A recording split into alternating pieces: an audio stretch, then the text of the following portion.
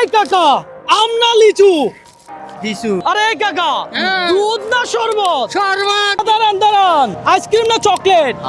Chocolate. মানে এই ধরনের ভিডিওর পিছনে দৌড়াচ্ছি, এটাই আসলে ফ্যামিলির দিক দিয়ে ভালো দিক দিয়ে নেয় প্রথমে। আর প্রত্যেকটা মিষ্টি খাওয়ার জন্য যদি আপনাকে আমি 50 টাকা করে দেই তাহলে আপনি কয়শো খাবেন? প্রত্যেকটা জেলার নাম বলার জন্য আমি যদি আপনাকে একটা করে রমজানের বাজার দেই তাহলে আপনি কয়টা পারবেন? 64টা জেলা। মানে আমার সোশ্যাল মিডিয়া থেকে যা আসে তার 90% বলতে গেলে আমি এই দিকে ব্যয় করে ফেলি।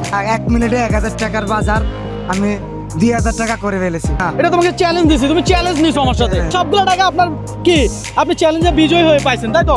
ভাবির জন্য চকলেট নেন। আপনি তো রবীন্দ্র, হ্যাঁ আমি রবীন্দ্র। যেই রবীন্দ্র আসলে মানবিক ভিডিও বানায় এবং কি মানুষদের আনন্দ দিচ্ছেন, পাশাপাশি আর্থিক সহযোগিতাও করছেন। আপনি চেষ্টা এই করতেছি। জিনিসটা আপনার মাথায় আসলো কেন? আসলে আমার মনে হয় সরাসরি যখন আপনি কোনো মানুষকে সাহায্য করতে যাবেন, জাস্ট ওর অসহায়তাটা প্রকাশ করে আমার না এই জিনিসটা কেমন কেমন লাগে। আমার মনে হলো যে না, একটা মানুষের চাইলে একটু ভিন্নভাবে সাহায্য করা যায়। যখন আমি একটা মানুষের চ্যালেঞ্জ দেই, সে চ্যালেঞ্জে বিজয়ী হয়, আর তখন বিজয়ী হওয়ার পর তার যেই হাসি খুশি মুখ আর পুরস্কার পাওয়ার যে আকাঙ্ক্ষা, এটা সিরিয়াসলি আমার নিজেরও অনেক বেশি ভালো লাগে। তো আপনি যে এটা প্রথমে শুরু করলেন, এটা তো আসলে ডিফারেন্ট একটা বিষয় যে আপনি তাকে চ্যালেঞ্জ দিচ্ছেন, আপনি তাকে খাওয়াচ্ছেন, আবার তাকে পুরস্কৃত করছেন। এই আইডিয়াটা আপনার মাথায় আসলো কি? ফার্স্ট অফ অল আমি একদিন আমাদের চট্টগ্রামে একটা বিরিয়ানির দোকানে একজন রিক্সাওয়ালা মামাকে বললাম যে কাচ্চি নাকি বিফ বিরিয়ানি। আমার মনে হলো যে না, ওনার আমি খাওয়াবো। হ্যাঁ, উনি খাবারের দিকে তাকাইছিল, রেস্টুরেন্টের দিকে তাকাইছিল। তো উনি বললো যে আমি বিফ বিরিয়ানি খাবো। তো আমি বলছি নর্মালি কত প্লেট খাবেন? উনি বলতেছে নর্মালি 2 প্লেট খাবোই।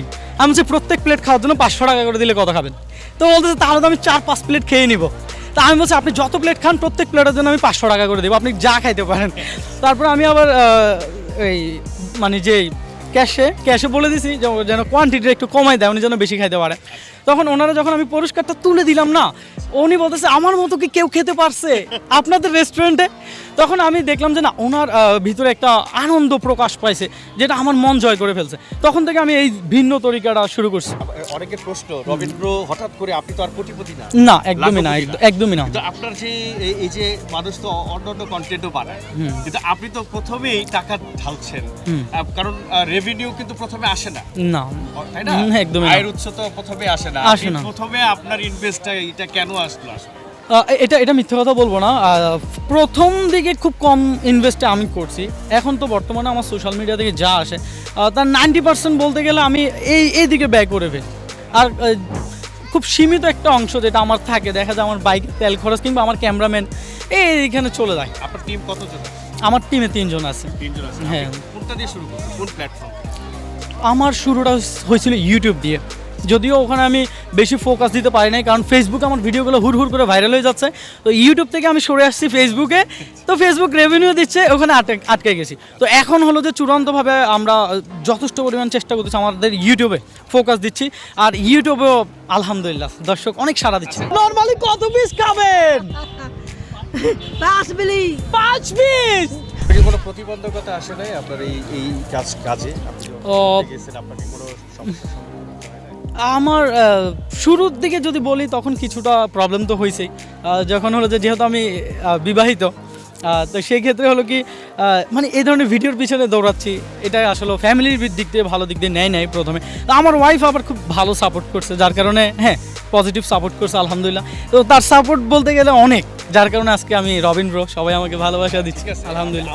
একটা লিচু খাইছেন, 1 টাকা নিয়ে নেবেন, কথা সোজা। 4 টাকায় বলছেন, দর্শক নাকি 4 টাকা খাইছে। এই ধর ইউটিউবে তো অনেকের অভিযোগ যে ইউটিউবে মনিটাইজেশন হওয়ার পরে রেভিনিউটা তো আসলে দেরি করে আসে। এই বিষয়টা আমার মনে হয় এটা মোটো ঠিক কথা না। ইউটিউব যে ক্রাইটেরিয়া আমাদেরকে দিয়েছে সেটা হলো যে 4000 ঘন্টা ওয়াচ টাইম আর হলো যে 1000 সাবস্ক্রাইবার। হ্যাঁ, তো এটা একটা যোগ্য মানুষ যে আসবে সে এটা ফিল আপ করতে পারবে, এই ক্রাইটেরিয়া তার জন্য কোনো বড় ব্যাপার না।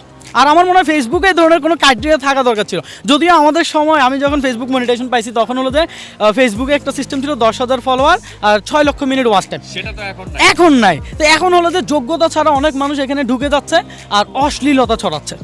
তো তো এই জায়গা থেকে অশ্লীলতা নিয়ে আপনি কি মানে সচেতন নাগরিক হিসেবে হ্যাঁ দেখেন সংক্ষিপ্ত এখন বাচ্চারা আপনার বাচ্চা হোক কিংবা আমার বাচ্চা এখন বাচ্চারা বেশি ডিভাইস আসক্ত তো এই যে আমরা যদি অশ্লীলতা ছড়াই দিই আমাদের পরের জেনারেশন এরা আসলে ভালো হবে না view পাওয়ার জন্য ভিউ পাওয়ার জন্য কিন্তু এখন অনেকে এটা করে তো আমি মনে করি অশ্লীলতা থেকে বেরিয়ে আসতে হবে একদম একদম হ্যাঁ আচ্ছা পরবর্তী প্রজন্মের জন্য আপনার কোনো পরামর্শ যে আপনি কন্টেন্ট ক্রিয়েটর হয়েছেন এরকম সামনে কারো মানে নতুন প্রজন্মদের জন্য কোনো আপনার কোনো মেসেজ আছে অবশ্যই অবশ্যই সেটা তো অবশ্যই দেখেন সোশ্যাল মিডিয়ায় চাইলে আপনি ভালো একটা জায়গা করে নিতে পারবেন আর এখান থেকে আর্নিংও করতে পারবেন আর এই আর্নিংটা অপশনাল একটা ওয়ে এই টাকাটা আপনি নেন না অসুবিধা কোথায় এটা ইউএস থেকে আসে আমেরিকার থেকে আসে তো এই টাকাটা আপনি গরিব অসহায় মানুষদেরকে দেন না দেখে আয় করুন। হ্যাঁ আপনিও আয় করুন মানুষের সাহায্য করুন। এইটাই আমি এটাই বলবো যে অশ্লীল কন্টেন্ট যারা বানাচ্ছেন তারা ওখান থেকে বেরিয়ে আসেন আর ভালো কিছু দেন এটাই আর শেষ করব সংক্ষিপ্ত করব আপনার একটা ডায়লগ বলবেন মানে সবচেয়ে ফেমাস যেটা আপনার দর্শকরা পছন্দ করে আচ্ছা, আচ্ছা। সেটা দিয়ে এবং কি আপনার দর্শকের উদ্দেশ্যে আচ্ছা। ভালোবাসা দিয়ে শেষ করবেন আচ্ছা এখানে কি কেউ আমার ডায়লগ জানেন প্রত্যেক ভিডিওতে একটা ডায়লগ বলি সেই ডায়লগটা কি আপনি যদি বলতে পারেন আপনার জন্য একটা সারপ্রাইজ আছে সেটা ভাই আমি শিওর জানি না। আমার প্রত্যেক ভিডিওতে আমি একটা ডায়লগ বলি সেই ডায়লগটা কি আপনি জানেন জানেন না না আচ্ছা বলেন তো আমার সেই ডায়লগটা কি যে ডায়লগটা আমি প্রতি ভিডিওতে বলি কথা সোজা আরে ভাই ভাই পাইছি ভাই